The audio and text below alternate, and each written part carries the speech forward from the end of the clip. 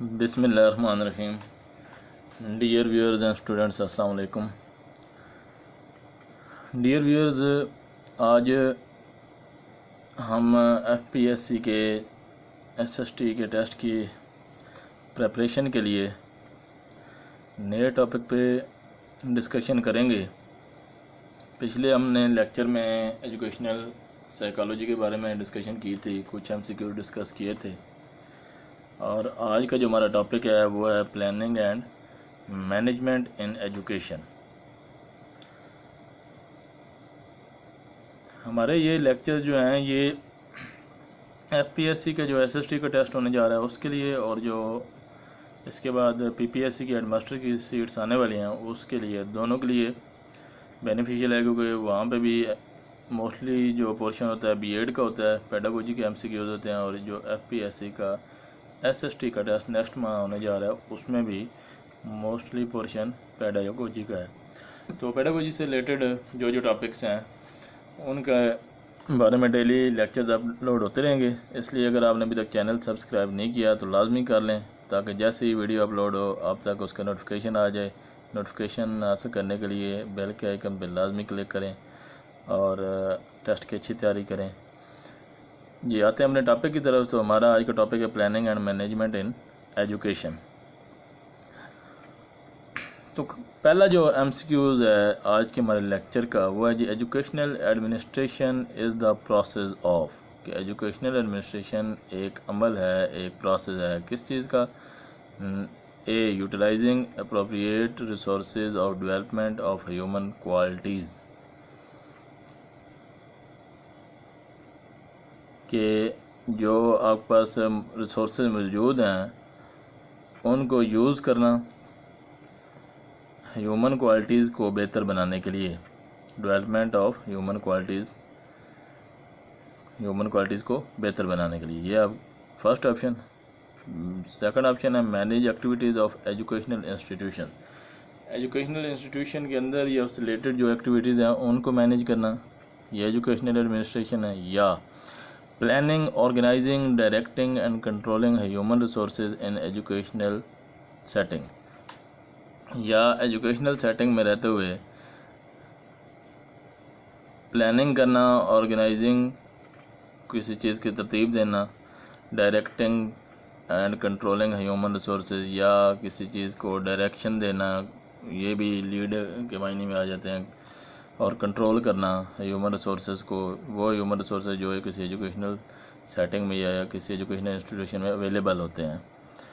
या none of the above. जी, right option इसका है जी B, manage activities of educational institution. जो भी एजुकेशनल इंस्टीट्यूशन के अंदर एक्टिविटीज़ हैं या उससे बाहर हैं उनको मैनेज करना एजुकेशनल एडमिनिस्ट्रेशन का काम है। एडमिनिस्ट्रेशन, एजुकेशनल एडमिनिस्ट्रेशन में आ जाते हैं हमारे सीईओज और डीओज जो अथॉरिटीज़ हैं, और नीचे जो एजुकेशनल मैनेजमेंट में आ जाते हैं वो नीचे आ जाते हैं हमारे हेड मास्टर वगैरह। उनका रोल जो है वो ये सी ऑप्शन है, प्लानिंग करना, organising, directing and controlling human resources. जो ह्यूमन रिसोर्सेज जो टीचिंग स्टाफ अवेलेबल है उसको यूज़ करते हुए एजुकेशनल सेटिंग में ज़्यादा से ज़्यादा बेनिफिट लेना, ये मैनेजमेंट में आ जाता है। कि जो उधर मैनेजर है जो मैनेज कर रहा है अदारे को, जो प्रिंसिपल है, वो उसका ये सी ऑप्शन जो है वो उसका काम है। तो B option is the right option. Next question number 2। Question number 2 है जी, in educational management function of planning is. ये जो ऊपर हमने फंक्शन पीछे पढ़े भी हैं जो 4, प्लानिंग और ऑर्गेनाइजिंग और डायरेक्शन और कंट्रोलिंग लिखा हुआ, तो ये मैनेजमेंट के फंक्शन है। उसमें जो एक फंक्शन प्लानिंग है इसका क्या मतलब है? प्लानिंग क्या चीज़ है? Preparing for future desired goals, आने वाले जो हमारे फ्यूचर के मकासद हैं उसके लिए अपने आप को तैयार करना। नंबर 2, फाइनेंशियल प्लानिंग, या हमारा जो सिस्टम है उसके लिए फाइनेंशियल प्लानिंग करना, जो एजुकेशनल इंस्टीट्यूशन है उसके लिए फाइनेंशियल प्लानिंग करना कि कहाँ से हमने पैसा हासिल करना है और कहाँ पे किस तरह कंज्यूम करना है। टू अपॉइंट स्टाफ, या टीचिंग स्टाफ को या नॉन टीचिंग को अपॉइंट करना, ये काम है प्लानिंग का। या ऑल ऑफ द अबव है, ये सब रोल प्लानिंग के हैं। या नन ऑफ द अबव, या कोई भी नहीं है इनमें से।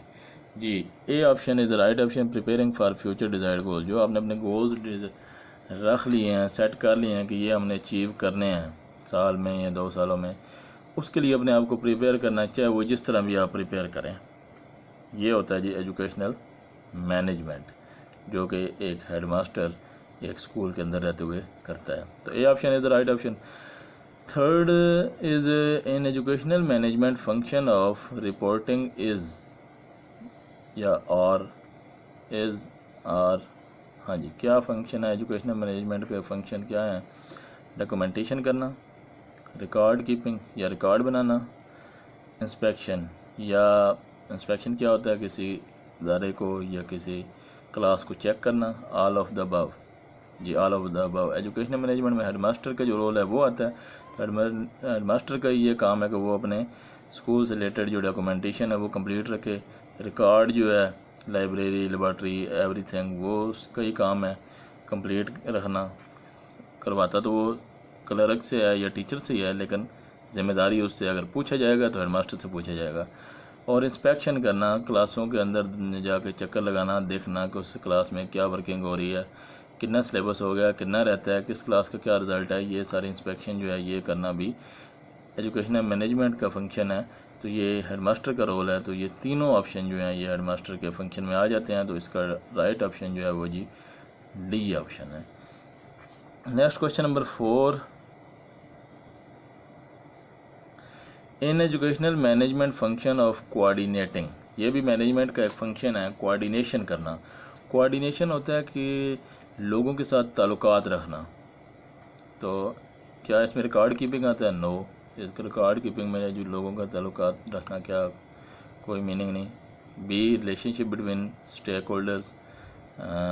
होल्डर्स के साथ अपने ताल्लुकात रखना, या 2 point staff, none of the above जी, बी ऑप्शन के स्टेक होल्डर्स के साथ अपने ताल्लुकात रखना। ताल्लुकात जैसे अब कोऑर्डिनेशन करना, हम हेडमास्टर जो है वो ऊपर भी कोऑर्डिनेशन करता है अपने सीओज़ और डीओज़ के साथ भी, नीचे टीचर्स के साथ भी।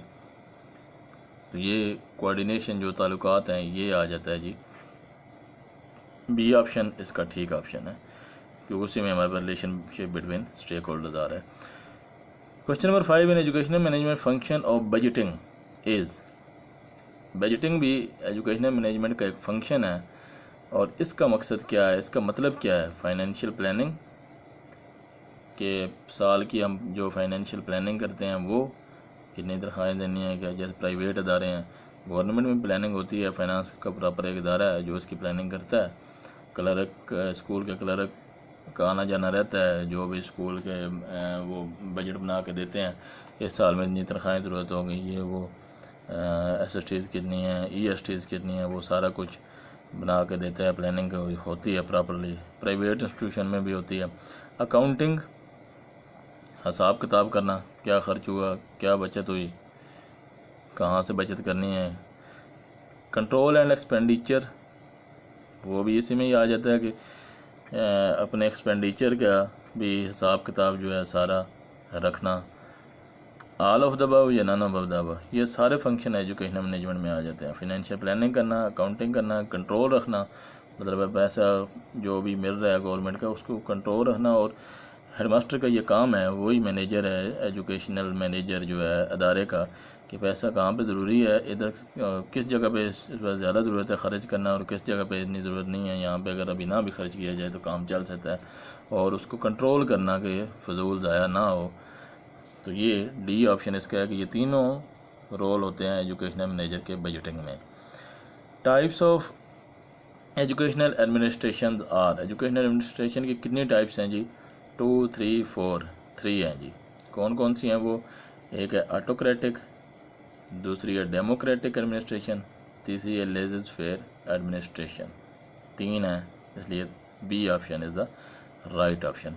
Question number 7, in educational administration autocratic administration means. Educational administration की 3 जो टाइप्स हैं उसमें जो ऑटोक्रेटिक है उसका मतलब क्या है? तो ऑटोक्रेटिक जो पहली टाइप है ये होती है अथॉरिटेटिव स्टाइल को भी कहते हैं, इसे हम दूसरा नाम अथॉरिटेटिव एडमिनिस्ट्रेशन भी देते हैं। अथॉरिटी हेडमास्टर की सारी अथॉरिटी है, मतलब स्कूल के अंदर उसने जो कुछ करना है। अथॉरिटेटिव स्टाइल में ये होता है कि उसने किसी के साथ कोई मशवरा नहीं करना, बस अपना जो सोचना है फैसला इम्पोज कर लेना है, चाहे फ़ायदा हो नुकसान हो उसने अपना इम्प्लीमेंट करना है। तो ऑप्शन है हमारे पास, 1 person is responsible for running affairs of institution, कि सिर्फ एक ही आदमी रिस्पॉन्सिबल है इंस्टीट्यूशन को चलाने का। नंबर बी ऑप्शन है 2 person are responsible for running affairs of institution, या 2 आदमी हैं जो वो रिस्पॉन्सिबल हैं इंस्टीट्यूशन के चलाने के। C both and B D none of the above. जी फर्स्ट जो है वो ठीक है कि हमारे जो स्कूलों में स्टाइल यूज़ हो रहा है वो अथॉरिटेटिव है, ऑटोक्रेटिक। हेड मास्टर की जिम्मेदारी है कि उसने अदारे को कैसे चलाना है। ऊपर से सीनियर्स ने पूछना है, CODOs ने तो हेड मास्टर से पूछना है कि वो कैसे अदारा चला रहा है, क्या कर रहा है, किस तरह उसने रिज़ल्ट लेना है, कहाँ पे उसने क्या कितना ख़र्च करना है, सारा कुछ उसकी रिस्पॉन्सिबिलिटी है। उसमें वो कोई टीचर से मशावरत नहीं करता, मोस्टली ऐसा होता है। तो अथॉरिटेटिव स्टाइल मोस्टली यूज़ होता है हमारे स्कूलों में। तो ए ऑप्शन जो है वो राइट ऑप्शन है कि अथॉरिटेटिव, जिसे हम ऑटोक्रेटिक कहते हैं, कि एक ही आदमी रिस्पॉन्सिबल है, वो उसकी कोई किसी के साथ कोई म्यूचुअल शेयरिंग नहीं होती इसमें अथॉरिटेटिव स्टाइल में। Question number 8, modern concept in educational administration is. जो आज का मॉडर्न कंसेप्ट एजुकेशन एडमिनिस्ट्रेशन में है वो क्या है जी? ऑटोक्रेटिक एडमिनिस्ट्रेशन है, डेमोक्रेटिक एडमिनिस्ट्रेशन है, लेजिस फेयर एडमिनिस्ट्रेशन है, या नन ऑफ द अबव है? जी बी ऑप्शन ठीक है जी। डेमोक्रेटिक एडमिनिस्ट्रेशन पे गवर्नमेंट ज़ोर तो दे रही है कि ये इम्प्लीमेंट किया जाए, लेकिन हमारे जो कम्युनिटी है, हमारा जो सिस्टम है, हमारी जो सोसाइटी है, उसमें ये कामयाब नहीं हो रहा। अथॉरिटेटिव स्टाइल ये अमूमन हेड मास्टर को रखना पड़ता है, डेमोक्रेटिक स्टाइल में वो चला ही नहीं सकता अदारे को। तो लेकिन मॉडर्न कंसेप्ट जो ओवरऑल दुनिया में चल रहा है वो डेमोक्रेटिक एडमिनिस्ट्रेशन है, कि ये होना चाहिए लोगों के साथ, टीचर्स के साथ, अमले के साथ शेयरिंग होनी चाहिए। कोई भी स्कूल का इशू है वो शेयर करना चाहिए, उसमें राय लेनी चाहिए, फिर फैसला करना चाहिए। तो ये डेमोक्रेटिक एडमिनिस्ट्रेशन में आ जाती है। तो B option is the right option. 9, question number 9 is in educational administration laissez faire administration is. Educational administration की 3 टाइप्स में से जो तीसरी टाइप लेजिस फेयर एडमिनिस्ट्रेशन है, इसका क्या मतलब है? Complete freedom to the group और इंडिविजुअल। नंबर 2 बी जो ऑप्शन है, opinion of all the staff honoured. C power in the hands of single person. D all of the above. E none of the above. जी ये जो first 3 option है इनमें से हमारा राइट ऑप्शन है जो फर्स्ट है, जो ए है, ये हमारा जो है राइट ऑप्शन है जी। ये complete freedom to the group और इंडिविजुअल। ये लेजिस फेयर एडमिनिस्ट्रेशन जो तीसरा स्टाइल है, ये है कि आप प्रिंसिपल टोटली टीचर्स के हवाले कर दे कि ये जो स्कूल आप लोगों ने चलाना है, मैं आपको लोगों को नहीं पूछूंगा, आपसे मैं उससे पूछूंगा, उससे बात करूंगा जब रिज़ल्ट आना है। मुझे 100% रिज़ल्ट चाहिए, चाहे जैसे भी चलाएं। एक टीचर को कह देता है या सब कोई कह देता है, ग्रुप को ही कह देता है कि आपकी ज़िम्मेदारी है इस क्लास को पास कराना। तो ये आ जाता है लेजिस फेयर में। जो हेडमास्टर है, जो एडमिनिस्ट्रेटर है, उसकी इंटरफेरेंस वो मतलब आदमी बहुत कम कर लेता है, लिमिटेड कर लेता है। ये लेजिस फेयर में आ जाती है। दूसरा जो बी ऑप्शन है वो है opinion of all staff honoured. ये डेमोक्रेटिक में आ जाती है कि सारे स्टाफ का जो ओपिनियन है उसको भी सुना जाए और उस पे भी अगर वो कोई अच्छा मशवरा दें तो अमल किया जाए। तीसरा है जो power in the hands of single person. Single person one man show mean, एक आदमी के हाथ में पावर है, जो चाहे वो करे, स्या करे, सफ़ेद करे। तो ये जो सी ऑप्शन है ये ऑटोक्रेटिक मतलब अथॉरिटेटिव स्टाइल के लिए है, बी ऑप्शन जो है ये डेमोक्रेटिक के लिए है, और ए जो है ये लेजिस फेयर के लिए है। तो हमारा ए ऑप्शन जो है ये ठीक है। Last MCQ of the lecture is educational supervision mean. हाँ जी, एडमिनिस्ट्रेशन और सुपरविजन में ये फ़र्क होता है कि एडमिनिस्ट्रेशन से आपने अवेलेबल रिसोर्सेज से अदारा चलाना है। सुपरविजन ये होता है कि उसमें आपने टीचर्स की ट्रेनिंग भी करनी है, उनको चेक करना है, उनको इंस्पेक्ट करना है, जहाँ पर उनमें कमी पेशी है उनको गाइड भी करना है, उनकी मदद भी करनी है। जो नया टीचर बाद का आता है, हेड मास्टर जो अच्छे होते हैं वो उसको बाकायदा सारा कुछ गाइड करते हैं, लेसन प्लान बना के देते हैं, बताते हैं, उसको नोट करते हैं क्लास में लेक्चर देते हुए, फिर उसमें उस पॉजिटिव तनकीद भी करते हैं कि आप यहाँ पे इस तरह करें तो इस तरह अपना मेथड ऑफ टीचिंग बेटर बनाएं।